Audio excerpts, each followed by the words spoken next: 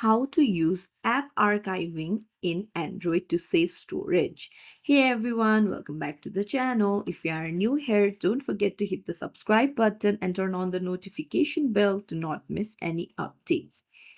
So, today I'm going to show you how you can archive your app just like how you offload apps in iPhone.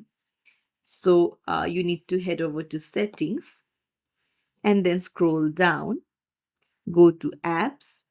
Now, search for the app that you want to archive. So once you find it, just tap on it and then you'll find archive right there on the bottom. Just tap on archive. And now the data and the documents of this app will be right there, but just the app will be archived, and you can, when you want it again, you can just restore it.